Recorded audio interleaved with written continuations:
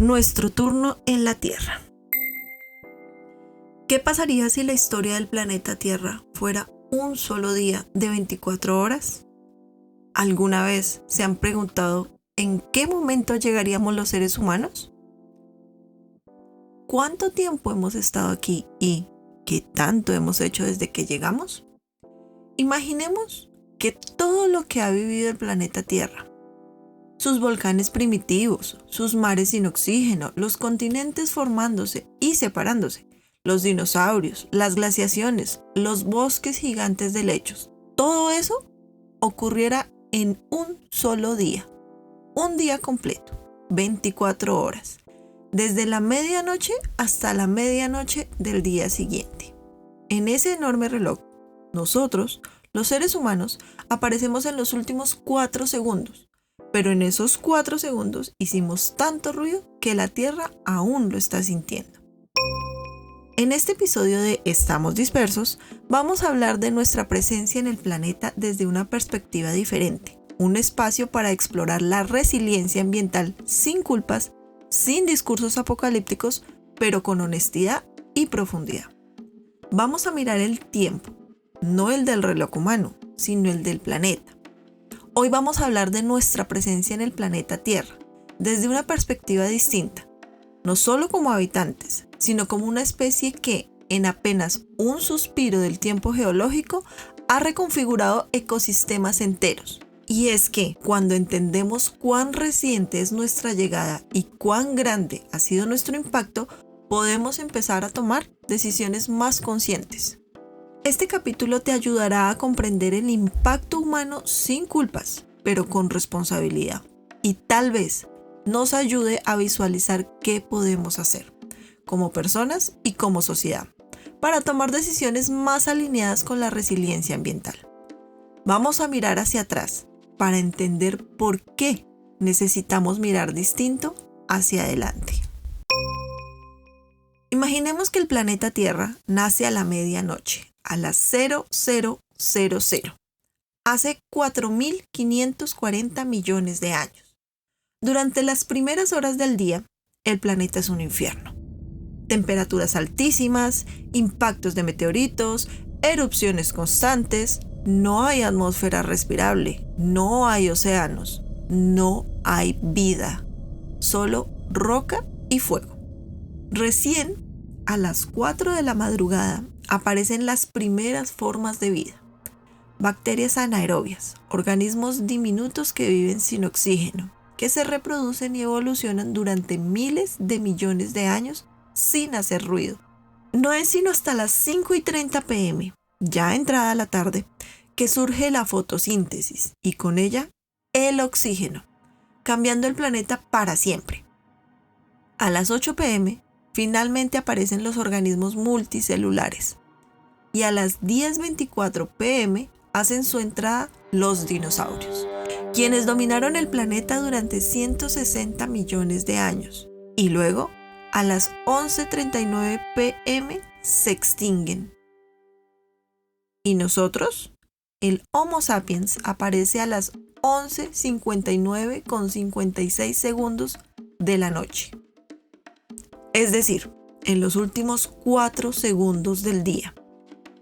Todo lo que consideramos historia humana, la agricultura, las ciudades, las guerras, las religiones, los imperios, las universidades, los celulares, ocurre en los últimos 2 segundos.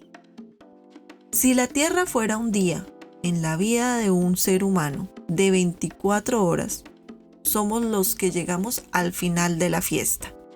No la organizamos, no la construimos, pero hemos sido los más ruidosos. En tan poco tiempo, la especie humana ha dejado una huella difícil de ignorar. Como ya lo vimos en nuestro capítulo 6, el cambio climático es una realidad. En los últimos 150 años, la concentración de dióxido de carbono en la atmósfera ha subido más rápido que en cualquier otro momento de los últimos 800.000 años. En 1875, la concentración de dióxido de carbono en la atmósfera era de aproximadamente 280 partes por millón. Hoy, en el año 2025, supera las 420 partes por millón. Para entender estas cifras, imagina que la atmósfera fuera una piscina olímpica con 1 millón de gotas de agua. Si 420 de esas gotas fueran tinta negra, eso bastaría para cambiar el color del agua. Así de potente es el dióxido de carbono, incluso en pequeñas proporciones. Hemos calentado el planeta en al menos 1.2 grados Celsius desde la revolución industrial y ya sentimos los efectos de esos cambios que van a continuar. Cada vez se evidencia mayor pérdida de biodiversidad. Según el informe Living Planet del 2022 de WWF, Fondo Mundial para la Naturaleza, las poblaciones de vertebrados salvajes, es decir, mamíferos, aves, reptiles, anfibios y peces, han caído en promedio un 69% desde 1970. Y para América Latina y el Caribe es más preocupante esta cifra. Disminuye el 94%. Por ejemplo, el delfín rosado del Amazonas, que vive en Brasil, ha disminuido un 65% en solo 20 años, de 1994 a 2017. Esto por la contaminación por mercurio, la pesca ilegal y la pérdida de su hábitat. Lo mismo pasa con el manatí antillano, que encontramos en Costa Rica, Colombia, México y el Caribe.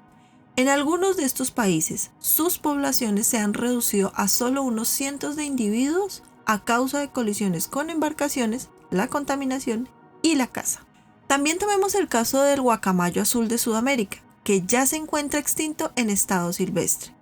Esto fue causado principalmente por la pérdida de hábitat debido a la deforestación y al tráfico ilegal de especies. Y por último, el caso del jaguar, que está presente en toda la región. Ha perdido más del 50% de su territorio original. En algunas zonas de Argentina y México sus poblaciones han disminuido más del 80% por la deforestación, los conflictos con humanos y la caza ilegal. Más de 1 millón de especies están actualmente en riesgo de extinción en las próximas décadas. Según el IPBES, Plataforma Intergubernamental sobre Biodiversidad y Servicios de los Ecosistemas. El paisaje del planeta ya no es el mismo. Hoy, cerca del 75% de la superficie terrestre ha sido transformada por nosotros. Donde antes había bosques, sabanas o humedales, ahora hay cultivos, ciudades, carreteras y zonas de extracción. Cada año se pierden alrededor de 10 millones de hectáreas de bosque, lo que equivale a un campo de fútbol cada 2 segundos. Si hablamos de contaminación, se estima que producimos más de 430 millones de toneladas de plástico al año.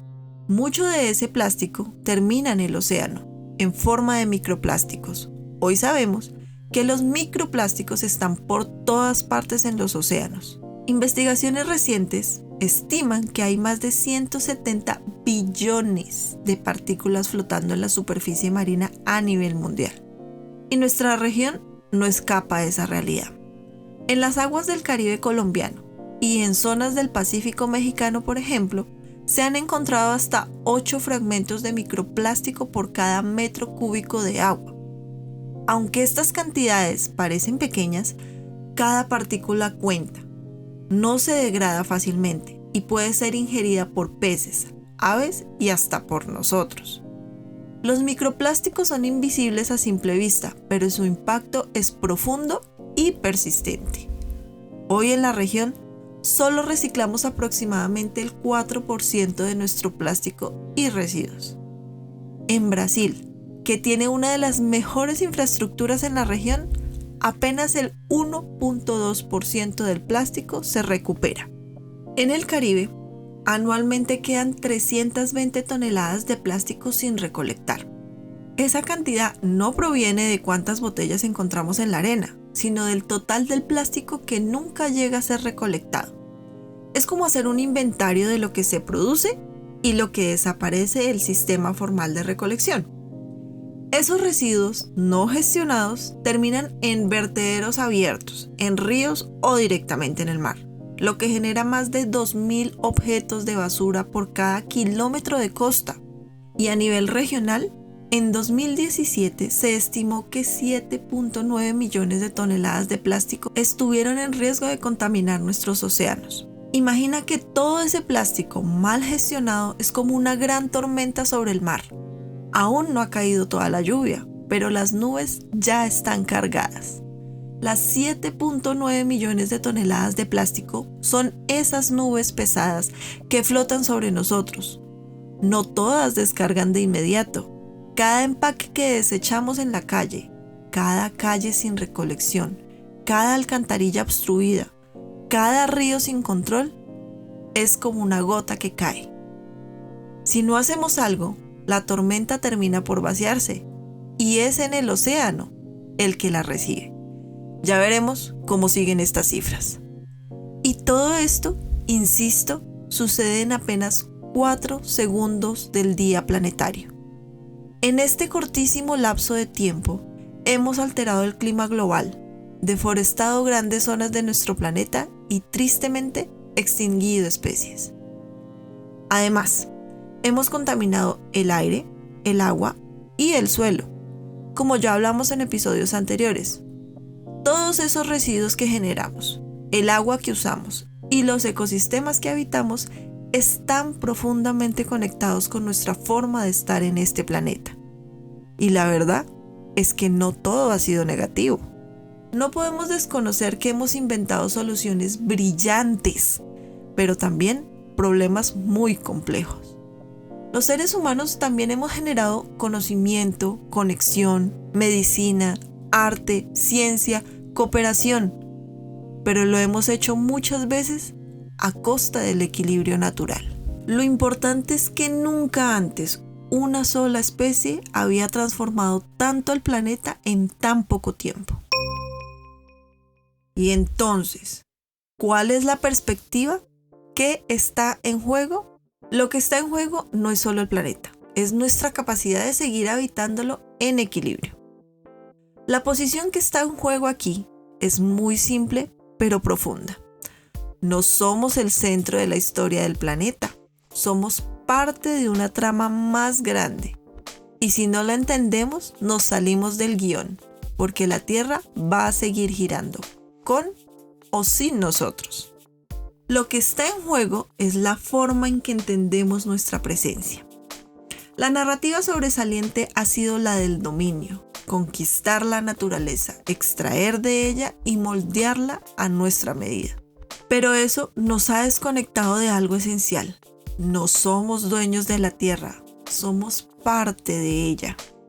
Y esa desconexión se nota en nuestras decisiones diarias, en lo que compramos, comemos, usamos y desechamos, en cómo valoramos lo inmediato más que lo permanente. La perspectiva que necesitamos cambiar es esa, que nos hace pensar que el planeta nos pertenece cuando en realidad somos nosotros quien le pertenecemos al planeta.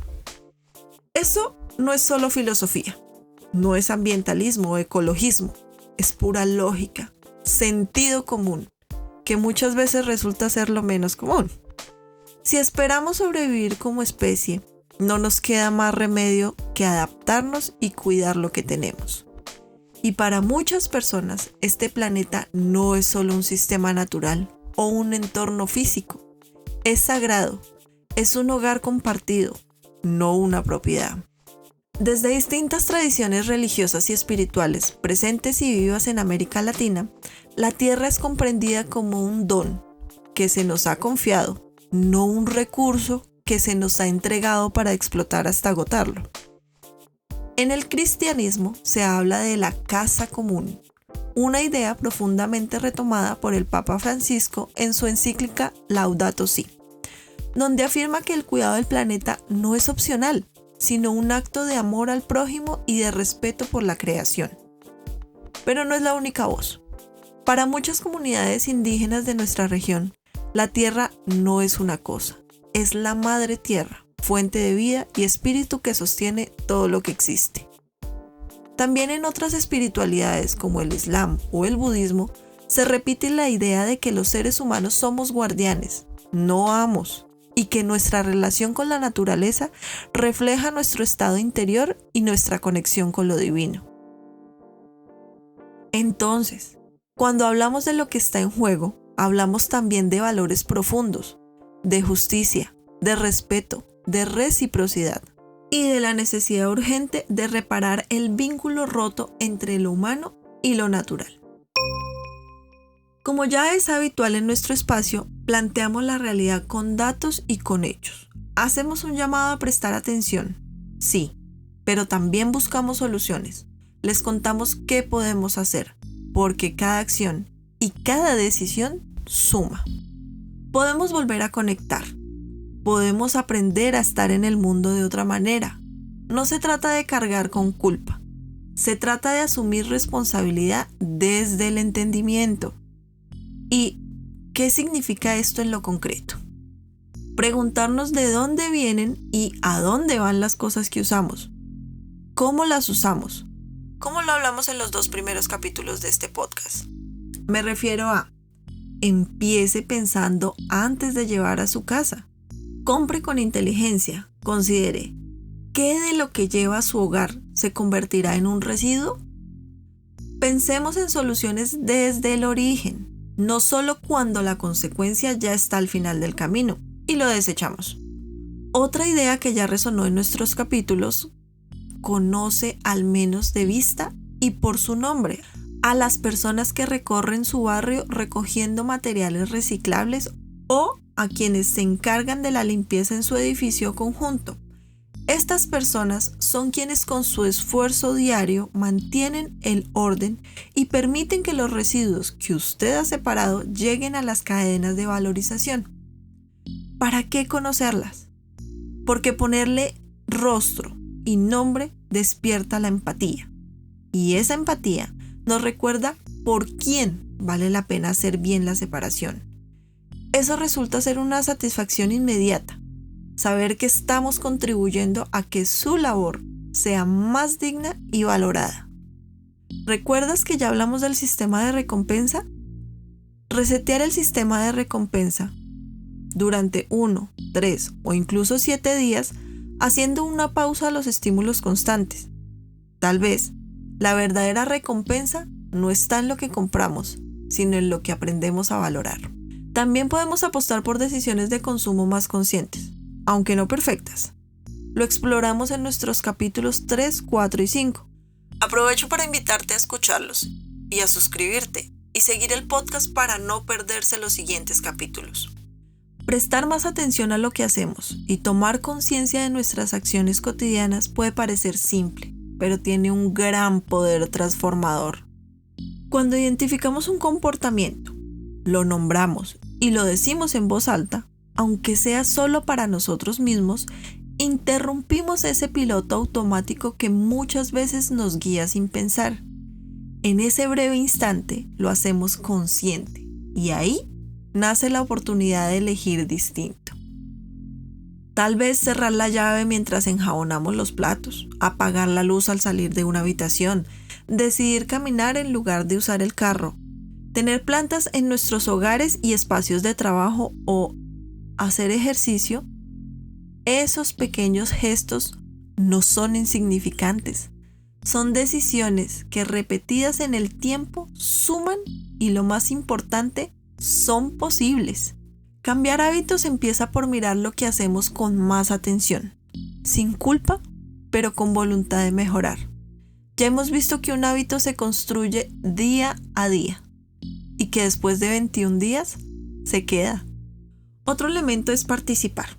En nuestros barrios, escuelas, comunidades, usar nuestra voz para exigir, para educar, para cambiar cultura. Por último, compartir el conocimiento, dejar de ver la sostenibilidad como un tema técnico y empezar a vivirla como parte de nuestra cotidianidad. ¿Qué podemos hacer como comunidad?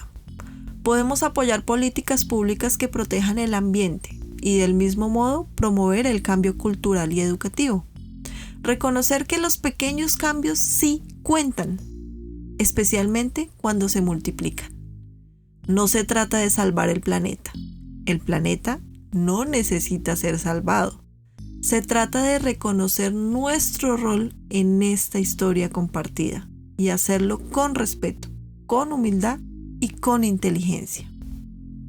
Lo importante es esto: el reloj sigue corriendo y cada segundo que pasa es una oportunidad para cambiar la historia que estamos escribiendo como especie. Llegamos tarde, pero hicimos mucho ruido y ahora tenemos que decidir si ese ruido será solo ruido o será una voz que transforme. Porque si bien llegamos al final del día en el reloj del planeta, todavía tenemos tiempo. Tiempo para aprender, tiempo para cambiar, tiempo para sanar. Esto responde a que la resiliencia es adaptación, es conciencia, es la capacidad de cambiar lo que somos sin dejar de ser humanos. Y en eso todavía tenemos tiempo. Y aunque estemos dispersos, podemos volver a enfocarnos. Porque ser parte del problema nos da también el poder de ser parte de la solución. Hoy quisimos abrir una ventana para mirar el mundo con otros ojos, cuestionar lo que hemos normalizado y reconocer que lo que hacemos importa. Porque el futuro no es algo lejano, se teje hoy, con cada decisión, con cada gesto. Yo soy Sally y te agradezco por estar aquí hasta el final. Aunque estemos en distintos lugares, nos une un mismo deseo, el de cambiar las cosas, paso a paso, con convicción y esperanza. Cada elección, por pequeña que parezca, puede inclinar la balanza. Estamos dispersos, pero ya nos juntaremos. Ahora también nos pueden encontrar en Instagram como @estamosdispersos.podcast. Gracias.